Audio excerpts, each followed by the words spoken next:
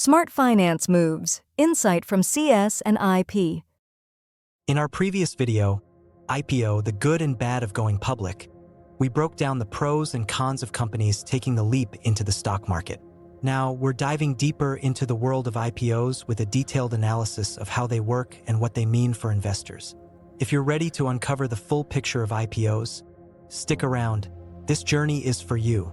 By the end of this video, you'll have a clear understanding of what an IPO is, how the process works, key terms you need to know, and why IPOs matter for investors like you.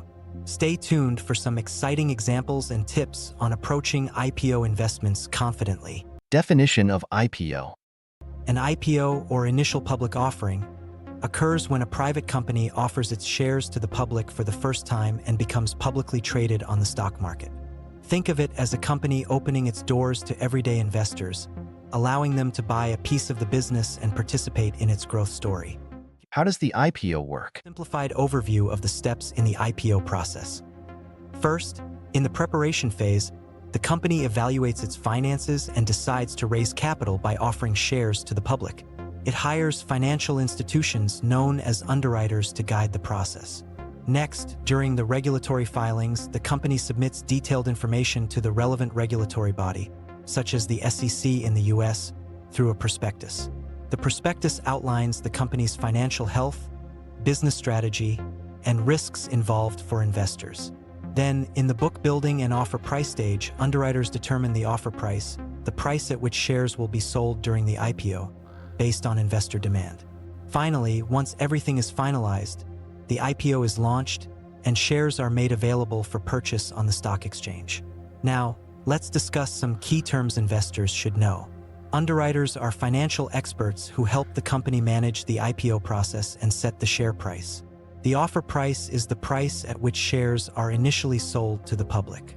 The book building process is a method used to determine the demand for shares and set the final price. The lockup period is a restriction preventing company insiders from selling their shares for a set period after the IPO. So, why are IPOs important? So, for companies, IPOs help raise funds to expand, innovate, or reduce debt.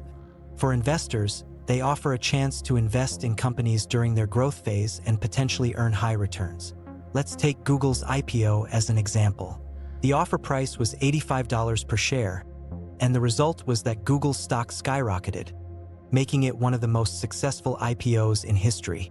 This shows how IPOs can open doors to lucrative opportunities.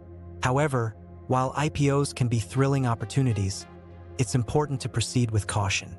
Not all IPOs see strong initial performance, and some companies may be overvalued at the time of their offering. Always conduct thorough research and analyze the company's fundamentals before making any investment decisions. Stay informed to make the best choices for your portfolio.